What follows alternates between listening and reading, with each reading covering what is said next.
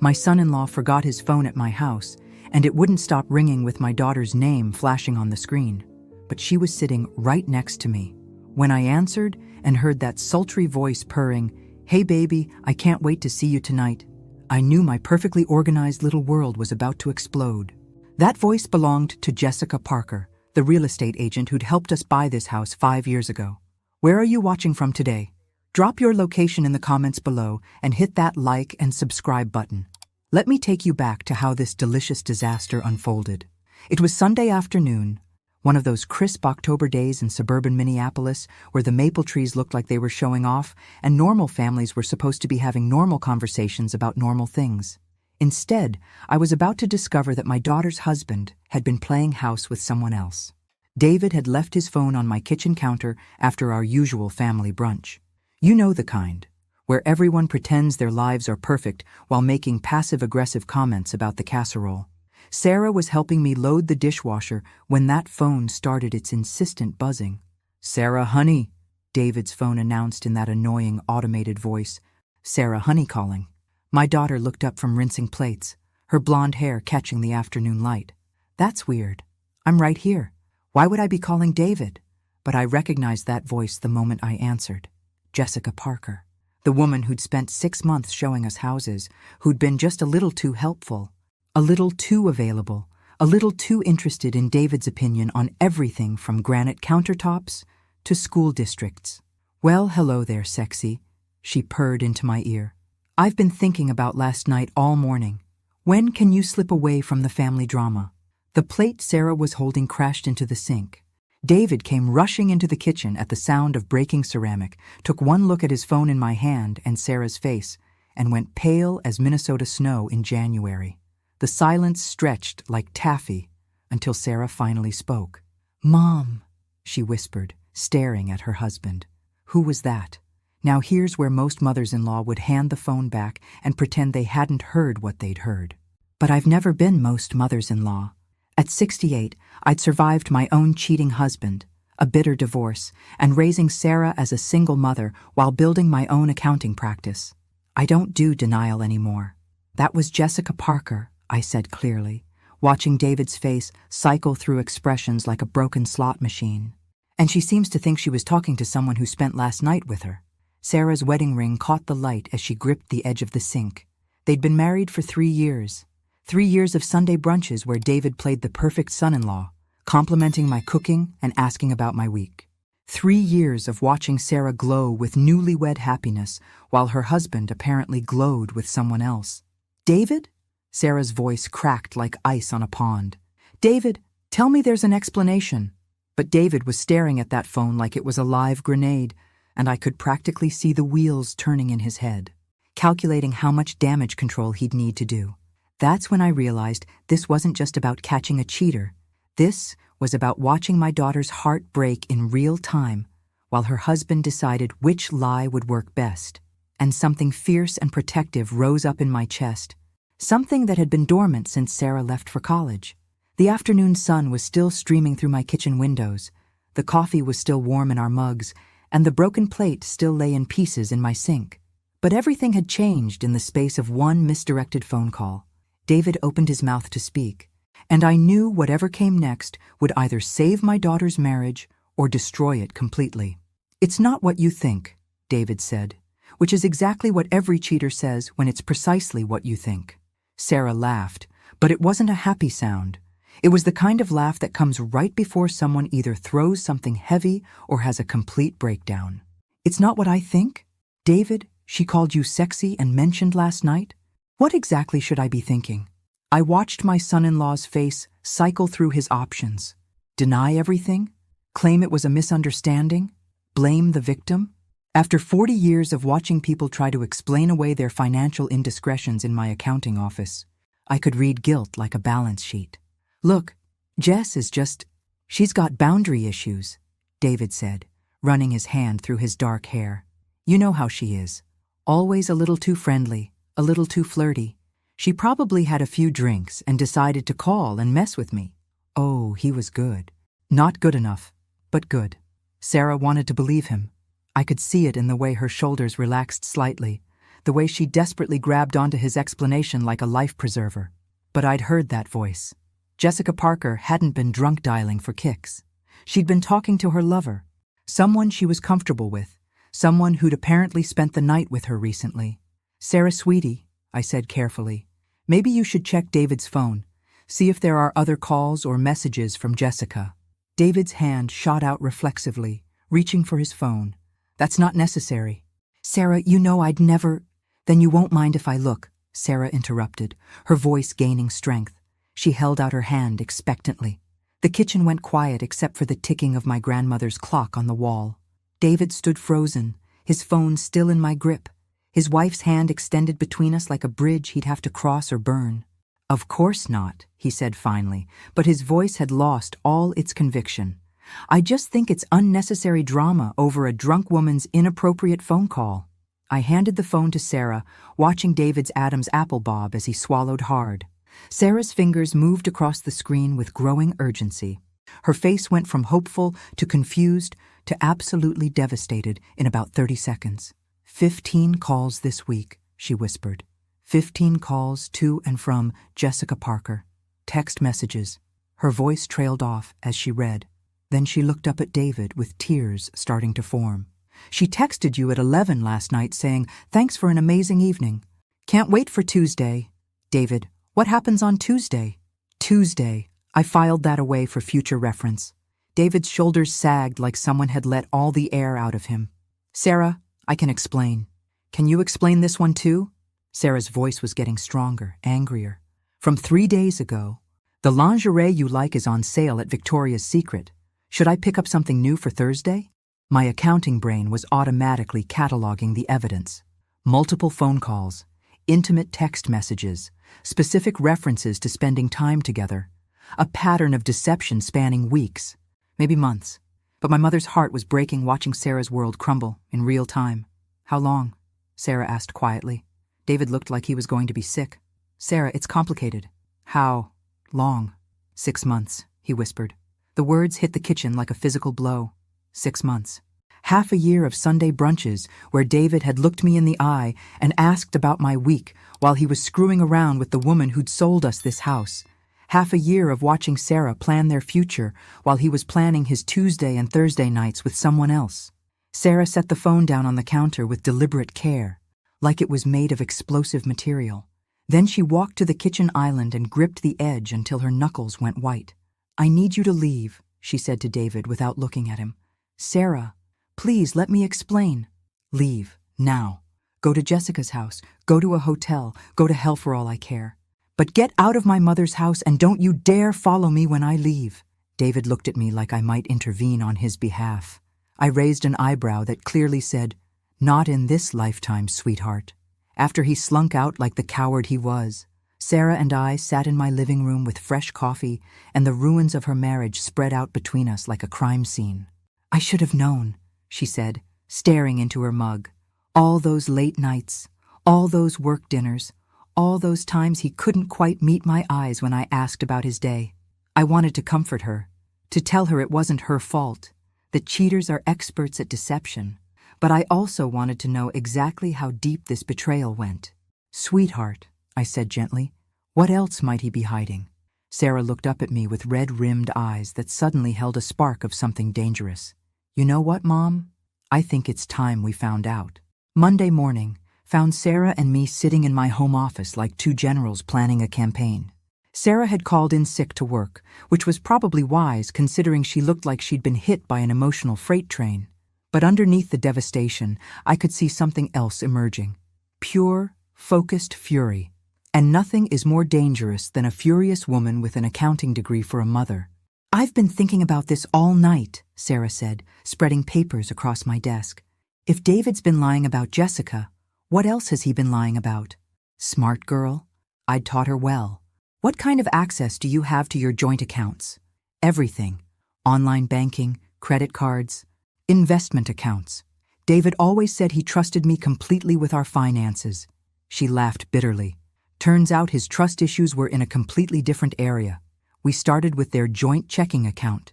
David worked as a project manager for a construction company, pulling in decent money but nothing extravagant. Their expenses looked normal at first glance: mortgage, utilities, groceries, the usual suburban necessities. But I'd been doing forensic accounting for 3 decades. I knew how to read between the lines of financial statements like a detective reading clues. "Look at these cash withdrawals," I said, pointing to the screen. "Every Tuesday and Thursday for the past 6 months. $200 each time." Sarah leaned closer. "That's $1,600 a month in cash. What's he spending it on?" "Hotels would be my guess. Can't charge a hotel room to a joint credit card when you're cheating on your wife." We dug deeper. Sarah's hurt was transforming into investigative determination, and I felt a surge of pride watching her work. She had inherited my methodical nature and my complete intolerance for financial dishonesty. "Mom, look at this," she said, pulling up their credit card statements. "Jessica Parker Real Estate. He's been paying her something called consultation fees every month." "Consultation fees?" I snorted. "Unless she's consulting on bedroom techniques, I'd say that's creative billing." $600 a month in consultation fees," Sarah muttered. "For what? We bought our house 3 years ago." As we continued digging, the picture got worse. David had taken a second mortgage on their house without telling Sarah. Completely illegal since both their names were on the deed. He'd opened a credit card in his name only and run up $15,000 in debt. He'd even cashed out his 401k early and paid the penalties. "Sarah," I said quietly, "honey, I think David's in serious financial trouble." She was staring at the screen with an expression I recognized from my own mirror after my divorce, the look of someone realizing they'd been living with a stranger. "The consultation fees," she said slowly. "Mom, what if Jessica isn't just his mistress? What if she's helping him hide money?" Brilliant. Absolutely brilliant. I felt another surge of maternal pride. "Let's look at Jessica's real estate business," I suggested. "See what properties she's been handling recently." A few strategic Google searches later, we'd found Jessica Parker's real estate website and her recent sales history. Nothing immediately suspicious, but then Sarah found something interesting. "Look at this property she sold 6 weeks ago," Sarah said, pointing to a listing. 123 Elm Street. Sold to DB Enterprises for cash, well below market value. DB Enterprises, I mused. David Bradley Enterprises. Perhaps? But how would David have cash to buy a property? That was the $1,000,000 question. Or rather, the $150,000 question based on the property value. I was about to suggest we call my friend Martha, who works at the county clerk's office, when Sarah's phone rang. David's name appeared on the screen. "Answer it," I said, "but put it on speaker." "Sarah?" David's voice filled my office, sounding desperate and exhausted. "Please, we need to talk. I know you're angry." "Angry?" Sarah's voice could have flash-frozen water. "David, angry is when you leave the toilet seat up. This is beyond angry. This is me discovering my husband is a lying, cheating financial criminal." "What are you talking about? I never..." "Sarah, you're being dramatic. Wrong thing to say to my daughter when she's holding evidence of his lies." "Dramatic? David, I'm looking at bank statements showing you've stolen our financial security to fund your affair. I'm looking at credit card bills for hotel rooms and jewelry I've never seen. I'm looking at a second mortgage you took out on our house without my knowledge or consent. Tell me, which part of that should I be calm about?" The silence on David's end stretched long enough that I wondered if he'd hung up. "How did you..." he started, then stopped himself. "How did I find out? Really, David, you might want to reconsider who you married. I'm an accountant's daughter. I know how to follow a money trail." "Sarah, please let me explain." "It's not what it looks like." "Then why don't you explain what DB Enterprises is and how you afforded to buy property with Jessica Parker when you've maxed out our credit cards?" Another long silence. Then David's voice came back, smaller and more defeated than I'd ever heard it. "How much do you know?" Sarah looked at me and smiled for the first time since Sunday. It wasn't a nice smile. "Why don't you come over to Mom's house tonight around 7 and we'll compare notes. Bring Jessica. I think it's time we all had an honest conversation." She hung up before he could respond. "Sarah," I said admiringly, "that was masterful. I learned from the best, Mom. Now, what do you think the odds are that David and Jessica actually show up tonight?" I considered the question while printing out copies of all the financial evidence we'd gathered. "Oh, they'll show up," I said confidently. David's too panicked to think straight, and Jessica's too invested in whatever scheme they're running to let him handle this alone. Good, Sarah said, organizing the papers into neat stacks. Because I have a few questions I'd like answered. Watching my daughter transform from heartbroken wife to fierce investigator reminded me why I'd worked so hard to raise her to be strong and independent. Some lessons you hope your children never need to use, but when they do need them, you want to make sure they're ready for war. At exactly 7 o'clock, my doorbell rang. I have to admire punctuality, even in cheating scoundrels. David stood on my front porch looking like he hadn't slept, with Jessica Parker beside him wearing the kind of outfit that screamed, "I dress for male attention." She was younger than I'd remembered, maybe early 30s, with the kind of calculated beauty that came from personal trainers and expensive salons. "Margaret," David said awkwardly, "thanks for agreeing to this meeting." "Oh, I didn't agree to anything," I replied pleasantly. "Sarah demanded it, and I'm just providing the venue. Come in." Sarah was waiting in my living room, sitting in my late husband's leather chair like she was holding court. She'd changed into her best professional outfit, a charcoal gray suit that made her look every inch the competent businesswoman she was. Smart move. Never let them see you vulnerable. "Jessica," Sarah said with icy politeness as they sat down. "How lovely to see you again. I don't think we've spoken since you helped us buy our house 3 years ago." Jessica had the grace to look uncomfortable. David just looked trapped. "Sarah," Jessica began, "I want you to know that neither David nor I intended for this to happen." "Oh, please," I interrupted, settling into my favorite chair with a cup of coffee. "Spare us the 'we fell in love against our will' narrative. Adults make choices. Own your choices." Sarah pulled out a folder thick with printouts. "Let's skip the relationship drama and talk about the financial fraud." David's face went pale. "The what?" "The second mortgage you took out on our house without my knowledge or consent. The $15,000 in credit card debt you've hidden from me. The mysterious cash withdrawals that coincidentally match your hotel expenses with Jessica." Jessica shot David a look that could have melted steel. Clearly, she hadn't known he was being quite so sloppy with the evidence. "And then there's DB Enterprises," Sarah continued, pulling out property records. "The company that bought 123 Elm Street from Jessica's real estate agency for significantly under market value. Cash sale, no inspection, very fast closing." Now both David and Jessica looked sick. "Here's what I think happened," Sarah said, her voice gaining confidence. "Jessica found undervalued properties through her real estate contacts. David used our home equity and his retirement money to fund cash purchases through his shell company. They buy low, Jessica lists them again immediately at market value. They split the profits." "That's," David started, then stopped himself. "Illegal?" I supplied helpfully. "Yes. Using marital assets for undisclosed business ventures without spousal consent is quite illegal, not to mention the tax implications of unreported income." Jessica was staring at David like she was reassessing his intelligence. "You never told me you were using joint accounts," she said quietly. "Because he's an idiot," Sarah replied. "An idiotic criminal, but still an idiot." David finally found his voice. "Sarah, I was trying to build something for our future. The construction industry is unstable. I wanted to create additional income streams." "By stealing from me?" Sarah's voice rose. "By lying to me for months? By sleeping with your business partner while I planned anniversary dinners and talked about starting a family?" The last part hit both David and Jessica like a slap. Apparently, they hadn't considered how their business arrangement with benefits might affect Sarah's life plans. "How many properties?" I asked Jessica directly. She glanced at David, who nodded miserably. 4. We've done 4 transactions. Profit? About 60,000, David whispered. "Where's that money now?" Silence. Sarah leaned forward. "Where is my money?" "We reinvested it," Jessica said quietly, "into a larger property, a commercial building downtown. I had to admire their ambition, even as I wanted to throttle them both. So let me understand this correctly," Sarah said with dangerous calm.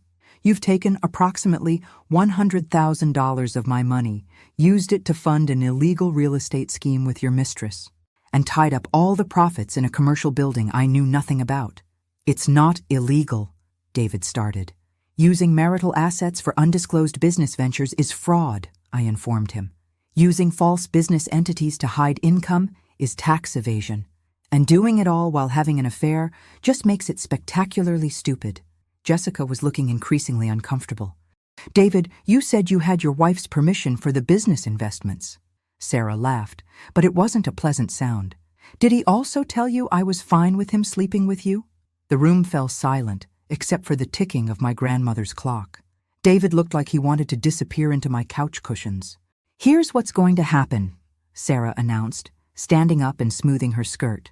You're going to liquidate that commercial building immediately. You're going to return every penny of my money with interest. You're going to pay back the second mortgage and close those secret credit cards. And if we refuse? Jessica asked with a hint of challenge in her voice. Sarah smiled, and I felt a surge of maternal pride at how magnificently fierce my daughter looked in that moment. Then I call the IRS about your unreported income, the state licensing board about your real estate ethics violations, and my friend at the newspaper who writes about local business crime. Your choice. David opened his mouth to argue, but Jessica cut him off. How long do we have? 30 days, Sarah said. Full financial restitution and a signed confession detailing everything you've done. In exchange, I don't destroy both your careers and have you prosecuted for fraud. After they left, Sarah collapsed back into the chair and let out a shaky breath. Honey, I said gently, that was incredible. I learned from watching you handle Dad's creditors after the divorce, she said. You taught me that people only respect strength. What are you going to do about the marriage? Sarah was quiet for a long moment, staring out my front window at the darkening neighborhood. I don't know yet, she admitted, but I know what I'm not going to do. I'm not going to be the wife who pretends this never happened for the sake of keeping the peace. I reached over and squeezed her hand. Whatever you decide, you've got my full support. Thanks, Mom, for everything, for letting me figure this out here, for helping me investigate, for teaching me to fight back. That's what mothers are for, sweetheart. But as I watched Sarah gather up all the evidence we'd compiled, I couldn't shake the feeling that David and Jessica wouldn't go quietly. People with this much to lose rarely do. I just hoped my daughter was ready for whatever came next. 3 weeks later, my phone rang at 6 a.m. Sarah's voice was tight with panic. Mom, they're gone. David and Jessica. I went to the house yesterday to get some more clothes, and all his stuff is gone. His car, his computer, everything. I sat up in bed, immediately alert. What about the commercial building? The money? I called the property management company. The building was sold 2 days ago. Cash transaction, all proceeds wired to an offshore account in the Cayman Islands. Those lying, thieving bastards. I'd underestimated their desperation and overestimated their stupidity. How much? I asked, though I dreaded the answer. $250,000. They took everything, Mom. The house equity, the retirement money, the profits from their scheme, everything. I was already getting out of bed, reaching for my clothes. Where are you now? At the house, or what used to be our house. I guess it's just my house now, if I can afford to keep it. I'm coming over. Don't touch anything else until I get there. The drive to Sarah's house gave me time to think and get angry. Really angry. The kind of anger that comes from watching someone hurt your child and realizing they've been planning it all along. Sarah met me at the door looking exhausted and defeated. The house felt empty in a way that had nothing to do with missing furniture. They planned this, I said, as we stood in David's cleaned-out office. This wasn't panic. This was an exit strategy. I should have seen it coming, Sarah said miserably. When they agreed too easily to my demands. When they didn't argue about the timeline. Honey, you're not a criminal. You don't think like one. They had a head start on planning this because they've been lying longer. But even as I comforted my daughter, my accounting brain was working through the problem. People who steal $250,000 don't usually stop there. They don't just disappear quietly into tropical paradise. Sarah, I said carefully, I think we need to call the police. I already tried. They said it's a civil matter since David had legal access to the joint accounts. They can't do anything about the offshore transfer unless we can prove it was intended to defraud creditors.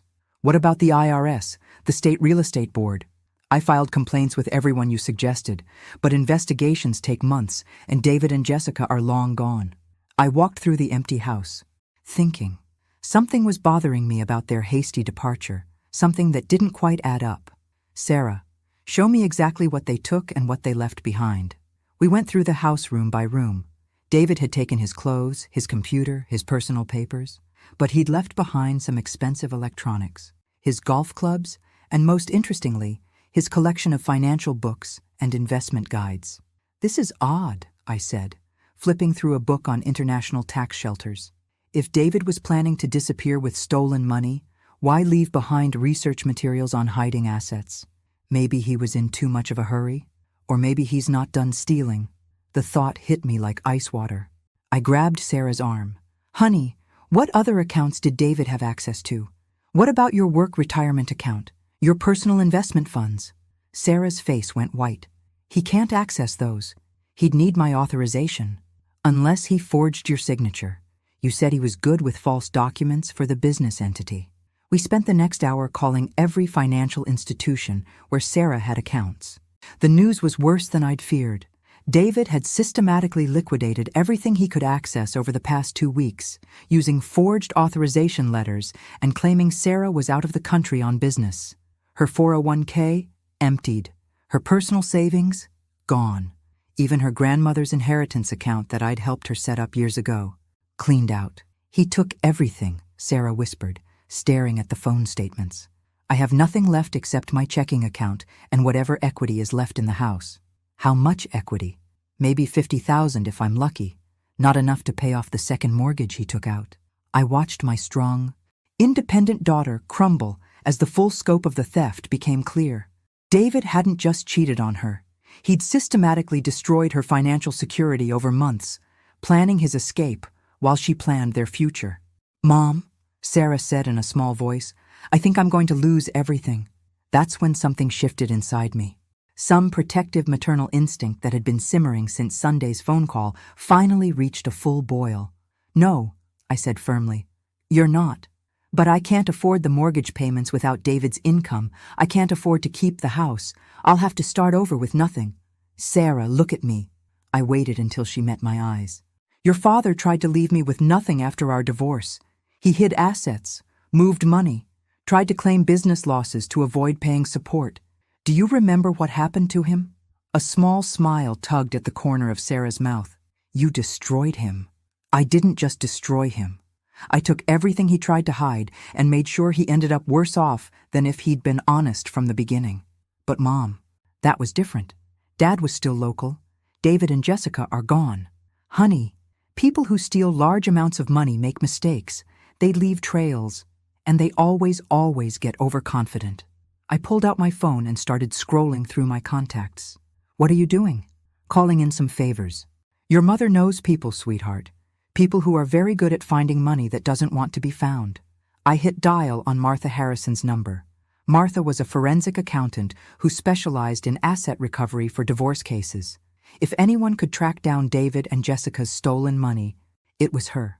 Martha, it's Margaret Thompson. I need your help with a case involving offshore accounts and financial fraud. As I explained the situation, I watched Sarah's expression change from despair to hope to something that looked suspiciously like anticipation. How long will it take? I asked Martha. I then nodded at her response. 6 weeks, I told Sarah after hanging up. Maybe less if they made the mistakes I think they made. And then what? Then we get your money back. All of it. Plus interest, penalties, and damages. What if they've already spent it? I smiled, and I'm sure it wasn't a particularly nice expression. Then we take everything else they own, everything they ever will own, and we make sure everyone in their professional networks knows exactly what kind of people they are. Sarah stood up straighter, some of her natural fire returning. Mom, she said slowly, I think I want to learn how to do what you do. What do you mean? I want to learn how to hunt down people who think they can steal from others and get away with it. I want to make sure this never happens to anyone else. Looking at my daughter in that moment, I felt a surge of pride so intense it nearly brought tears to my eyes. Sarah had been broken, betrayed, and financially devastated. But instead of retreating, she was preparing to fight back. Well then, I said, let's go to war. Martha Harrison's office looked like a computer forensics lab had collided with a law library. Multiple monitors displayed financial data, legal documents covered every surface, and the woman herself looked like she could stare down a hostile audit without blinking. "Your son-in-law is an amateur," Martha announced without preamble when Sarah and I arrived for our meeting. "A greedy, overconfident amateur." She pulled up a series of financial charts on her main monitor. David Bradley and Jessica Parker thought they were clever opening accounts in the Cayman Islands. Unfortunately for them, they chose a bank that has cooperation agreements with U.S. law enforcement. "You found the money?" Sarah asked, leaning forward. "I found all of it.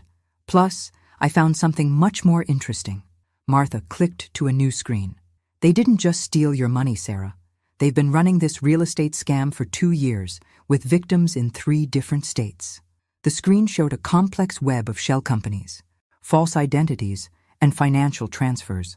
David and Jessica had been systematically targeting divorced women, newly widowed women, and other vulnerable individuals in real estate transactions. "How many victims?" I asked. "At least 12 that I've identified so far. Total theft of approximately $1.8 million. Sarah gasped. "They've done this before, multiple times." "Oh, it gets better," Martha continued. "Jessica Parker isn't even her real name. She's actually Jennifer Walsh, originally from Phoenix. She's been operating under false identities in different cities, working with various male accomplices. David's not her first partner. David's not even her second partner. I found evidence of similar schemes in Colorado and Texas, with different men. She recruits local men with financial problems or gambling debts, seduces them, and uses them to access victims' accounts and properties." I felt a cold satisfaction watching this information sink in for Sarah. Her husband hadn't been special to Jessica. He'd been a tool, a useful idiot with access to money. "Where are they now?" Sarah asked. Martha pulled up surveillance photos. David and Jessica were living in a luxury resort in Costa Rica, apparently enjoying their stolen fortune. "Costa Rica doesn't have an extradition treaty with the United States for financial crimes," Martha explained. "They probably think they're safe. Are they?" I asked. Martha smiled, and it reminded me of a shark sensing blood in the water. "Not even close, because they made one crucial mistake." She clicked to a new document. They bought property in Costa Rica using the same shell company they used for their U.S. investments. That makes it proceeds from illegal activity, which means we can freeze it. "How?" "I've already filed paperwork with the FBI's International Asset Forfeiture Unit. By tomorrow, their Costa Rican bank accounts will be frozen and their property seized pending investigation." Sarah was staring at the monitor in amazement. "They're going to lose everything?" "Everything they bought with stolen money, yes. But Sarah, there's something else you need to decide." Martha pulled up another file. "The FBI wants to prosecute this as an organized fraud conspiracy. If you're willing to testify against them, they're looking at serious federal prison time." "How serious?" 10 to 15 years. Minimum. I watched my daughter consider this. 3 weeks ago, she'd been a trusting wife planning anniversary dinners. Now she had the power to send her husband to federal prison for more than a decade. What happens if I don't testify? They might get reduced charges, serve maybe 3 to 5 years. But the other victims deserve justice too. Sarah was quiet for a long moment, staring at the surveillance photos of David and Jessica lounging by a pool that her stolen money had paid for. "I'll testify," she said finally, "but I want to be there when they're arrested." Martha raised an eyebrow. "That's unusual." "Unusual situations call for unusual approaches," I said.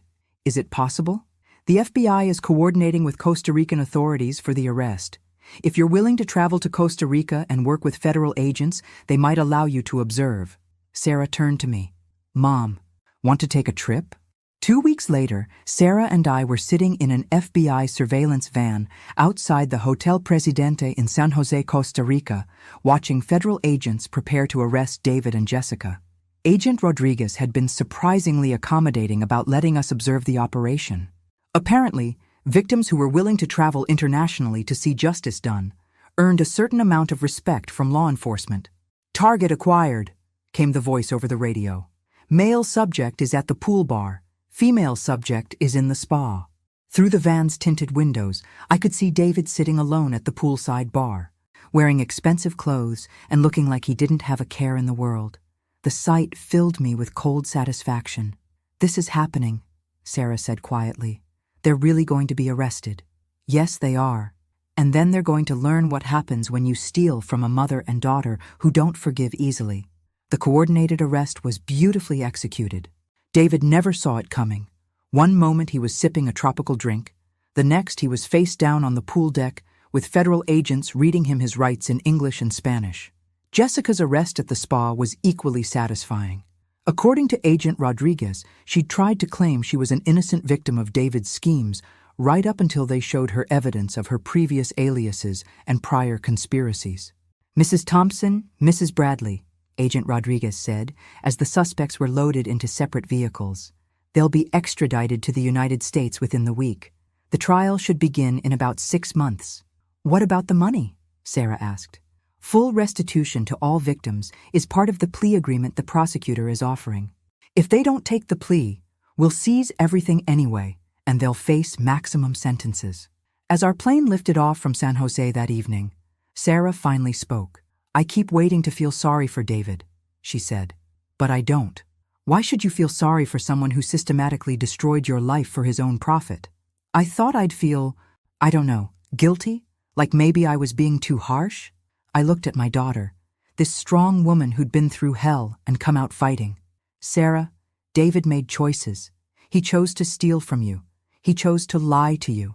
He chose to plan his escape while you planned your future together. You didn't make him a criminal. You just refused to be a victim. What happens now?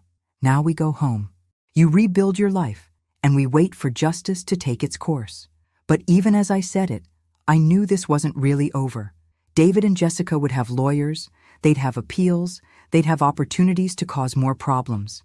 That's when I started planning phase 2 of our campaign. Because sometimes justice needs a little help to truly be served. 6 months later, I sat in the federal courthouse watching David squirm in his defendant's chair as Sarah testified about the systematic theft of her financial security. She was magnificent, clear, precise, devastating in her factual recounting of his betrayal. "Mrs. Bradley," the prosecutor asked, "when you discovered your husband had liquidated your retirement accounts without authorization, what was your reaction?" "Disbelief," Sarah replied steadily, followed by the realization that the man I'd been married to for 3 years was essentially a stranger. David's lawyer objected to something, but I wasn't really listening to the legal maneuvering. I was watching the jury's faces as they absorbed the scope of David's crimes. 12 ordinary people learning how a trusted spouse could systematically destroy someone's financial future. Jessica was being tried separately, but her case was already decided. Faced with evidence of multiple prior fraud schemes under different identities, she'd taken a plea deal for 12 years in federal prison. David, apparently, still thought he could charm his way out of consequences. He was wrong. The trial lasted a week. The evidence was overwhelming: financial records, recorded phone calls, surveillance footage, testimony from other victims across 3 states. David's defense strategy seemed to consist entirely of claiming he'd been manipulated by Jessica, which might have been more convincing if the prosecution hadn't presented evidence that he'd been researching international money laundering methods months before he met her.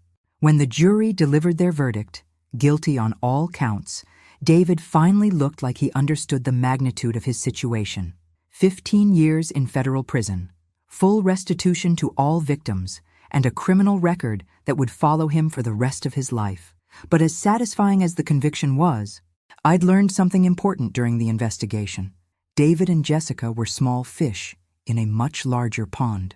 "Agent Rodriguez," I said as we left the courthouse, "what happens to the real estate professionals who helped them with these transactions? The banks that processed the suspicious transfers? The lawyers who created the shell companies?" "That's a much more complex investigation," he admitted. "A lot of these people claim they didn't know the transactions were part of a fraud scheme. But some of them had to know. Proving knowledge versus willful ignorance is difficult in court." That night, over dinner at my house, Sarah and I discussed what we'd learned from the trial. "It's not enough," Sarah said firmly. "David and Jessica going to prison doesn't help the real estate agents who are still out there setting up similar schemes. It doesn't protect the next vulnerable person from being targeted. What are you suggesting?" I want to start a business. Mom. Something that helps people avoid financial fraud and helps victims recover when it happens anyway. I set down my coffee cup and looked at my daughter with growing admiration. What kind of business?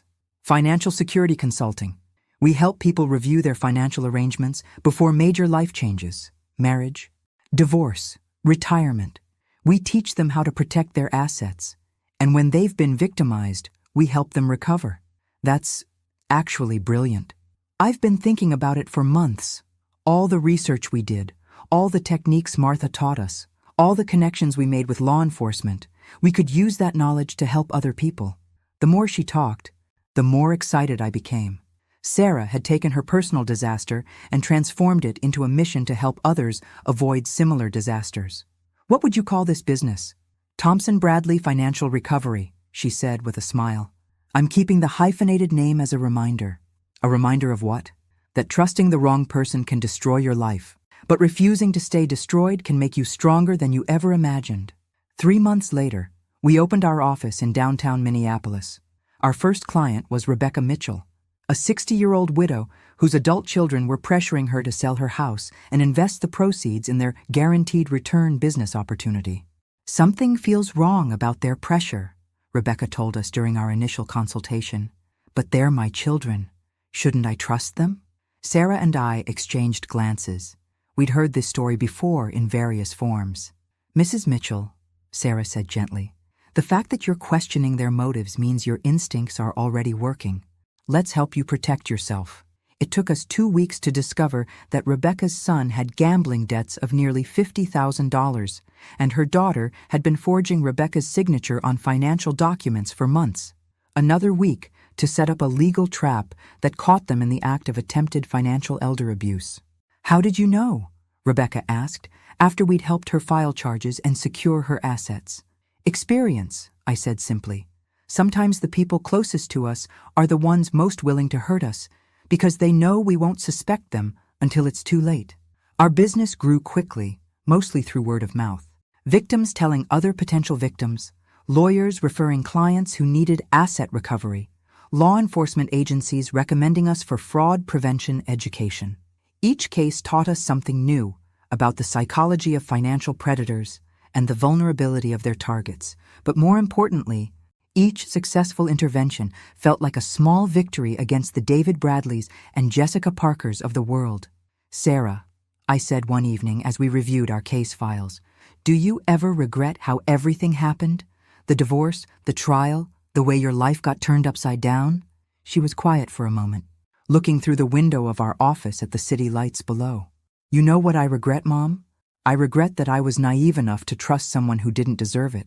But I don't regret fighting back. I don't regret refusing to be a victim, and I don't regret turning my worst experience into something that helps other people. Even though it cost you your marriage? That marriage was built on lies from the beginning. I just didn't know it yet. Now I know what real partnership looks like. She gestured around our office. This is what it feels like to work with someone who has your back completely. Looking at our partnership, mother and daughter, mentor and student, 2 women who'd refused to let criminals destroy their lives.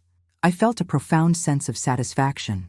David had thought he was stealing Sarah's money and future. Instead, he'd inadvertently given her something much more valuable, the knowledge that she was strong enough to fight back and win. Some lessons are expensive, but the really important ones always are. A year after David's conviction, our phone rang with the kind of case that makes your blood run cold. Mrs. Thompson, this is Detective Lisa Park with Minneapolis PD. We have a situation that might require your expertise. I put the call on speaker so Sarah could listen. Detective Park explained that they'd arrested a man named Marcus Webb for attempting to murder his elderly mother with antifreeze poisoning. During the investigation, they discovered evidence that Marcus had been working with a network of people targeting seniors for financial exploitation. The attempted murder was just the final step, Detective Park continued. Marcus had already stolen over $200,000 from his mother through forged power of attorney documents and had convinced her to sign over the deed to her house. What do you need from us? Sarah asked. Marcus had a partner, a woman who helped him identify targets and forge documents. She's still out there, and we think she's moved on to new victims. We need someone who understands financial fraud to help us identify her pattern. An hour later, we were sitting in a police conference room looking at evidence that made my stomach turn. Photos of elderly victims, financial records showing systematic theft, and a clear pattern of predatory behavior targeting the most vulnerable members of society. The woman calls herself Patricia Kane, Detective Park explained. But like your previous case, we suspect that's another false identity. She poses as a home healthcare aide, gains the trust of elderly clients, then gradually manipulates them into signing over financial control. How many victims so far? I asked. 5 that we know of in the Minneapolis area. But we've connected her to similar crimes in Milwaukee and Chicago. Always the same pattern. She works as a healthcare aide for 6 to 8 months, gains complete trust, then disappears with everything the victim owns. Sarah was studying the victim profiles. These people were all isolated. No close family nearby, limited social connections. She's specifically targeting people who won't be missed right away. Exactly, and Marcus Webb was her muscle. Marcus Webb. When victims started getting suspicious or asking questions, he'd escalate to intimidation, or, in his mother's case, attempted murder. I looked at the photos of Patricia Kane from various surveillance cameras. Mid-50s, professionally dressed, the kind of woman who could easily pass for a caring healthcare professional. The kind of woman elderly people would trust with their medications, their daily care, and eventually, their finances. Detective Park, I said, we'll help however we can. But this woman is dangerous in a way that David and Jessica never were. She's not just stealing money, she's systematically destroying vulnerable people's lives, which is why we need to stop her before she kills someone. Over the next 2 weeks, Sarah and I worked with the police to analyze Patricia Kane's methods and predict her next moves. She followed a clear pattern. Identify isolated elderly targets through healthcare agency assignments, spend months building trust and dependency, gradually assume control of their finances, then disappear before anyone noticed the theft. She's smart, Sarah observed as we mapped out her known activities. She never stays in one city long enough to establish a pattern that local law enforcement would notice. But she made one mistake, I said, pointing to a financial record. She used the same offshore bank that David and Jessica used. Martha might be able to trace her money trail. Martha Harrison was intrigued by the challenge. This woman is much more sophisticated than your average fraudster, she admitted after reviewing Patricia's financial activities. But sophisticated criminals often become overconfident. 3 days later, Martha called with breakthrough information. I found her, she announced. Patricia Kane is actually Patricia Kowalski, originally from Detroit. She's been running variations of this scam for over a decade, targeting elderly victims in at least 8 states. Where is she now? According to her most recent financial activity, she's in Denver, Colorado. And Margaret, there's something else you need to know. What? She's not working alone anymore. She's recruited at least 3 other people, and they're operating as an organized ring. They've systematized the process. One person identifies targets, one handles the caregiving and manipulation, one manages the financial theft, and one handles cleanup when things go wrong. The scope of the operation was staggering. Patricia had transformed from a lone wolf predator into the leader of an organized criminal enterprise, targeting the elderly across multiple states. Detective Park needs to know about this immediately, Sarah said. This is way beyond a local investigation now. When we briefed Detective Park on Martha's findings, she immediately contacted the FBI. Within hours, our local case had become part of a federal investigation into organized elder abuse. Mrs. Thompson, Mrs. Bradley, Agent Martinez said during our first federal briefing, would you be willing to work with us as consultants on this investigation? Your experience with financial fraud and your understanding of victim psychology could be invaluable. Sarah and I looked at each other. We'd started Thompson Bradley Financial Recovery to help individual victims. Now we were being asked to help take down an entire criminal organization. What would that involve? I asked. Analysis of financial patterns, victim interviews, possibly testifying as expert witnesses if we make arrests. This could take months to fully investigate. Agent Martinez, Sarah said firmly, when we started our business, we promised ourselves we'd never let criminals like David and Jessica hurt vulnerable people without consequences. Patricia Kowalski and her network are hurting people who can't protect themselves. So that's a yes? That's an absolutely yes. 6 weeks later, we were part of a coordinated federal operation that arrested Patricia Kowalski and 7 members of her criminal network across 4 states. The investigation revealed they'd stolen over $3 million from elderly victims and had directly caused the deaths of at least 2 people who'd been denied proper medical care while under their supervision. Patricia herself was caught in Denver, posing as a healthcare aide for an 86-year-old retired teacher named Helen Morrison. When federal agents arrested her, she was in the process of transferring Helen's life savings to an offshore account. "You saved my life," Helen told us when we met her after Patricia's arrest. She'd already convinced me to sign papers, giving her power of attorney. Next week, I was supposed to sign over the deed to my house. Standing in Helen's living room, looking at this frail, elderly woman who'd come so close to losing everything to a predator, I felt the same fierce protective anger that had driven me since Sarah's first phone call about David's betrayal. "Helen," I said, "people like Patricia count on their victims being too embarrassed or too trusting to fight back. But you weren't too anything. You survived, and your survival helped us catch her. What happens now?" "Now Patricia and her network go to federal prison for a very long time," Sarah said. "And we make sure every healthcare agency in the country knows about their methods so other people like you don't become victims." Driving home that night, Sarah was unusually quiet. "Mom," she said finally, "do you think we're making a real difference? Or are we just playing an endless game of whack-a-mole with criminals?"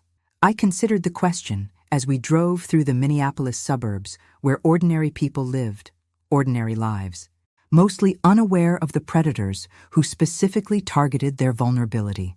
"Sarah, 3 years ago, you were a trusting wife who believed the best of people. David's betrayal could have made you cynical and bitter. Instead, it made you strong and protective of others. But there will always be more people like David and Patricia." "Yes, there will. But there will also be more people like Helen Morrison who survive because someone taught them to recognize the warning signs. There will be more elderly people who keep their life savings because someone educated them about financial predators." "You really think we're making a difference?" "I think we're making the difference we can make. And sometimes that's enough." But even as I said it, I knew our biggest case was still coming. Because Patricia Kowalski had mentioned something during her interrogation that kept me awake at night. She'd talked about a mentor who'd taught her advanced techniques for manipulating elderly victims. Someone who'd been running these schemes for decades and had never been caught. Someone who was still out there teaching others how to destroy vulnerable people's lives for profit. That person was going to be our next target. I was sure of it. The call came on a Tuesday morning in March, exactly 2 years after David's first arrest.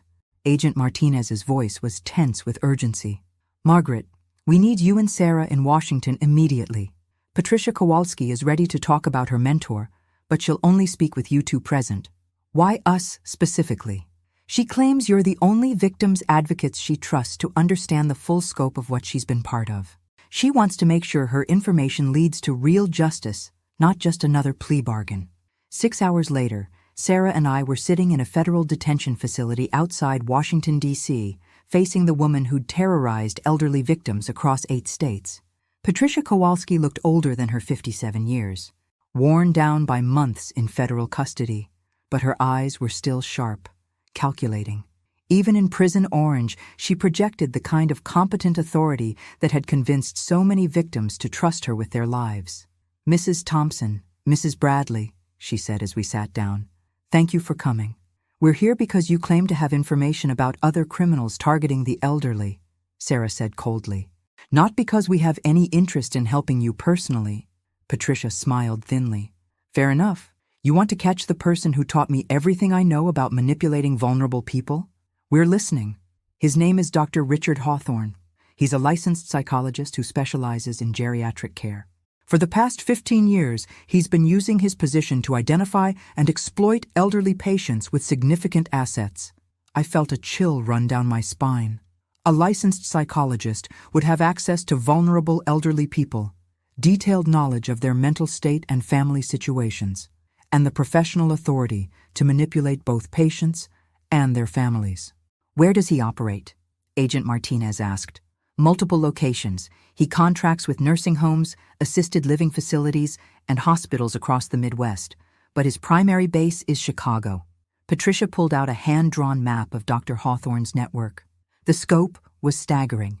Dozens of healthcare facilities, hundreds of potential victims, a systematic approach to exploitation that made her own operation look amateur by comparison. How does it work? Sarah asked. Dr. Hawthorne identifies patients with substantial assets but limited family oversight. He gradually convinces them they're suffering from early-stage dementia or other cognitive decline. Then he recommends they assign power of attorney to someone they can trust, usually one of his associates posing as a caring family friend or professional advisor. And the families just accept his diagnosis? He's very good at what he does. He documents everything carefully, uses medical terminology, provides convincing evidence of cognitive decline. Most families want to believe they're doing what's best for their elderly relative. Agent Martinez was taking detailed notes. How many victims are we talking about? Over the past 15 years? Probably 200 people. Maybe more. Doctor. Hawthorne keeps meticulous records of his successes. The number hit me like a physical blow. 200 elderly people systematically robbed of their life savings by someone they trusted to protect their mental health. Where are these records? I asked. He has a private office in downtown Chicago, separate from his official practice. That's where he keeps the files on his special patients and coordinates with people like me. Patricia, Sarah said, why are you telling us this now? What's in it for you? Patricia was quiet for a long moment, staring at her hands folded on the metal table. Because I realized something during these months in prison, she said finally. I became a monster. I convinced myself I was just taking money from people who didn't need it anymore. But I was destroying lives. Real people. With families. With hopes. With dignity. And Dr. Hawthorne? He's worse than I ever was. Because he has the authority and credentials to convince people his abuse is actually medical care. He's turned elder exploitation into a respectable profession. Agent Martinez closed his notebook. Patricia, if you're lying to us, or if this is some kind of manipulation to improve your situation— Agent Martinez, Patricia interrupted. I'm already serving 25 years in federal prison. I have nothing left to gain or lose. But Dr. Hawthorne is still out there, recruiting new people like me, training them in advanced psychological manipulation techniques, building a network that spans multiple states. She looked directly at me. Mrs. Thompson, you stopped me from destroying Helen Morrison's life, but Dr. Hawthorne destroyed dozens of people like Helen before I ever learned his name. The drive back to the airport gave Sarah and me time to process what we'd learned. Mom, Sarah said as we waited for our flight, this is different from anything we've handled before. If Patricia is telling the truth, Dr. Hawthorne has been operating for 15 years with complete impunity. Because he's hiding behind professional credentials and medical authority, I agreed. Families trust doctors to protect their elderly relatives, not exploit them. How do we even begin to investigate someone like that? Very carefully, and with a lot of help from people who understand the medical system. But even as I said it, I knew this case would test everything we'd learned about investigating financial predators. Dr. Hawthorne wasn't just a criminal. He was a criminal with professional authority, institutional protection, and 15 years of experience in avoiding detection. 3 days later, we were back in Chicago, meeting with a team of federal investigators who specialized in healthcare fraud. The briefing was sobering. Dr. Richard Hawthorne has an impeccable professional reputation, Agent Chen explained. Licensed psychologist, published researcher, frequent speaker at geriatric care conferences. If he's running the operation Patricia described, he's been very careful to separate his criminal activities from his legitimate practice. What's our approach? I asked. Surveillance, financial analysis, and undercover investigation. We need to catch him in the act of manipulating a patient or coordinating with his criminal associates. How long will that take? Months? Possibly a year or more. This level of investigation requires patience and precision. But patience had never been my strong suit, especially when vulnerable people were being hurt while we gathered evidence. Agent Chen, I said, what if there was a way to accelerate the timeline? What if we could make Dr. Hawthorne reveal himself more quickly? What are you suggesting? I looked at Sarah, who was beginning to smile with the same predatory expression I'd seen when she confronted David. What if we gave Dr. Hawthorne the perfect target? Someone wealthy, isolated, and apparently vulnerable to psychological manipulation? You want to go undercover? I want to become the kind of patient Dr. Hawthorne can't resist. And when he makes his move, we'll be ready for him. Agent Chen looked skeptical. Mrs. Thompson, undercover operations involving psychological manipulation are extremely dangerous. If Dr. Hawthorne is as skilled as Patricia claims, then he needs to be stopped before he destroys more lives, Sarah interrupted. My mother didn't come this far to play it safe now. Looking around that conference room, surrounded by federal agents who devoted their careers to protecting vulnerable people from predators, I felt the same fierce determination that had driven me since the day David forgot his phone at my house. Agent Chen, I said firmly, Dr. Hawthorne has spent 15 years convincing elderly people to trust him while he robbed them blind. I think it's time someone turned his own tactics against him. And if something goes wrong, then at least we'll have tried. But I have a feeling Dr. Hawthorne is about to discover that underestimating a determined woman is the biggest mistake he's ever made. 3 months of preparation led to this moment. Me walking into Dr. Richard Hawthorne's private office as Margaret Williams, a recently widowed 72-year-old woman with early signs of memory problems and a substantial inheritance I didn't know how to manage. The office was designed to inspire trust. Warm lighting, expensive furniture, walls lined with diplomas and certifications. Dr. Hawthorne himself was exactly what central casting would order for a trustworthy physician.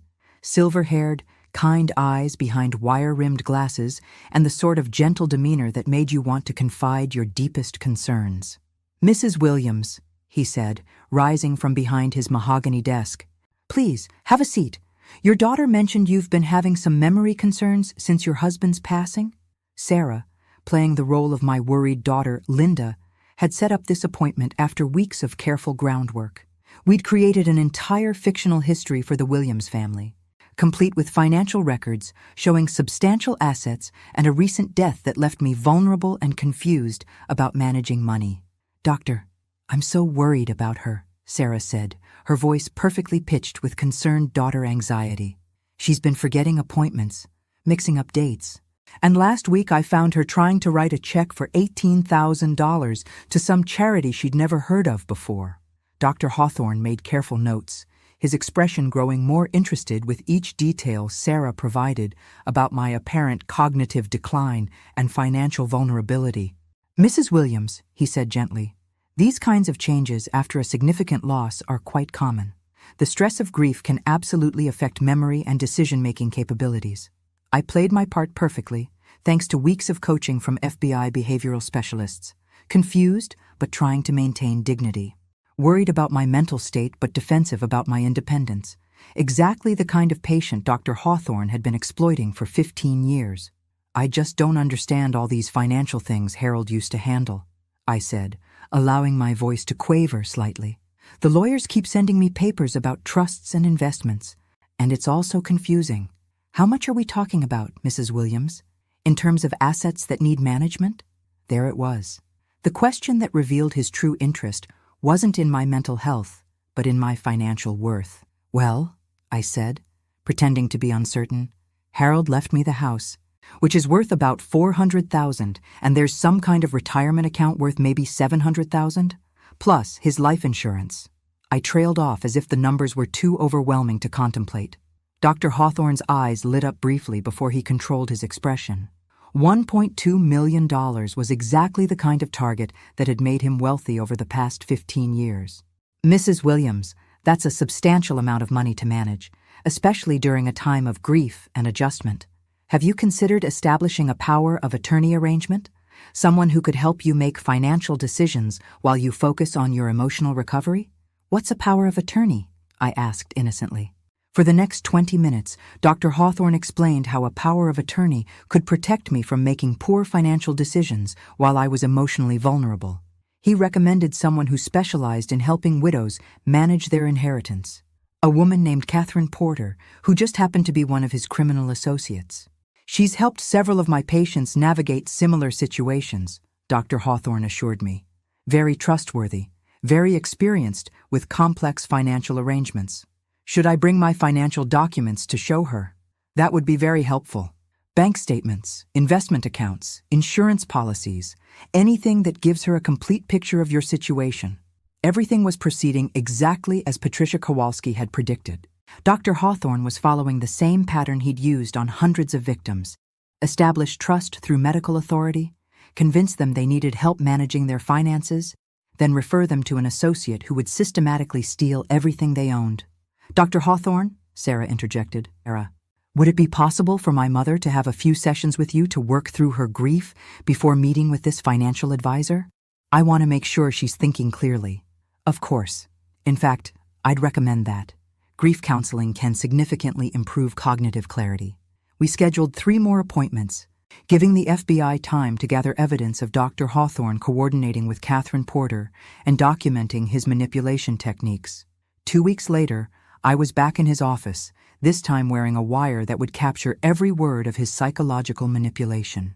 Mrs. Williams, how are you feeling about your financial situation? He asked during our grief counseling session. Oh, doctor, I'm so confused. I tried to balance my checkbook yesterday, and the numbers just didn't make sense. I'm scared I'm losing my mind like my mother did. Memory problems are very common at your age, especially after trauma. That's why it's so important to have trustworthy people helping you make important decisions. Have you heard back from that financial lady you mentioned? Catherine? Actually, yes. Catherine reviewed the financial summary you provided, and she's very concerned about some of the investment choices your husband made. She thinks there might be opportunities to protect your assets more effectively. What kind of opportunities? Dr. Hawthorne leaned forward with practiced sincerity. Mrs. Williams, I need to be honest with you. Some of your husband's investments were questionable. Catherine believes you could lose a significant amount of money if you don't take action soon. There it was. The manufactured urgency designed to panic vulnerable people into making hasty decisions. What should I do? Catherine can help you transfer your assets to more secure arrangements. It would require giving her temporary power of attorney to act on your behalf, but it could save you hundreds of thousands of dollars. Temporary power of attorney? Just until your grief subsides and your cognitive clarity improves. Probably 6 months to a year. Dr. Hawthorne had no way of knowing that everything he was saying was being recorded by federal agents positioned throughout the building. He had no idea that Catherine Porter was actually an undercover FBI agent who'd been gathering evidence about his criminal network for months. Doctor, I said, I'm ready to meet with Catherine. When can we arrange that? How about tomorrow afternoon? I'll call her right now and set it up. As Dr. Hawthorne reached for his phone to coordinate with his criminal associate, I felt a surge of satisfaction that had been building for 3 years. From the moment David forgot his phone at my house, I'd been learning that the best way to deal with predators is to become a better predator yourself. Tomorrow, when Dr. Hawthorne and Catherine Porter tried to steal my fictional fortune, federal agents would arrest them both. Patricia Kowalski's information would lead to the dismantling of the entire network. Hundreds of elderly victims would finally see justice. But more importantly, hundreds of future victims would be protected from ever experiencing the betrayal and devastation that had started Sarah and me on this journey. Thank you, Doctor, I said, as I prepared to leave his office for the last time. You've been so helpful. I feel like I can trust you completely. Dr. Hawthorne smiled with the confidence of someone who'd successfully manipulated vulnerable people for 15 years. He had no idea he'd just tried to manipulate the wrong woman. 24 hours later, Dr. Richard Hawthorne, Catherine Porter, and 12 members of their criminal network were under federal arrest. The investigation led to the recovery of over $8 million in stolen assets and the identification of more than 300 victims across 12 states. Standing outside the federal courthouse after Dr. Hawthorne's arraignment, Sarah and I watched him being led away in handcuffs. "Mom," Sarah said, "do you remember what you told me the day we found out about David's affair? You said some lessons are expensive, but the really important ones always are." "I remember. What was the lesson we learned?" I thought about everything that had happened since that Sunday afternoon when David's phone wouldn't stop ringing. The betrayal, the investigation, the trial, the business we'd built, the criminals we'd caught, the victims we'd protected. We learned that being betrayed by someone you trust is devastating, I said finally. But refusing to stay a victim can transform you into someone stronger than you ever imagined. And we learned that the best revenge isn't getting even. It's becoming someone who protects others from experiencing what you survived. Sarah smiled and linked her arm through mine as we walked away from the courthouse. You know what, Mom? I think David accidentally did us a favor. How's that? He thought he was stealing my money and my future. Instead, he gave me something much more valuable, a purpose, a business, and the knowledge that I can survive anything. Plus, I added with a grin, we got to watch him get sentenced to 15 years in federal prison. Well, Sarah laughed, that was pretty satisfying too. 3 years after my son-in-law forgot his phone at my house, I'm no longer the trusting mother-in-law who believed family loyalty meant unconditional financial support.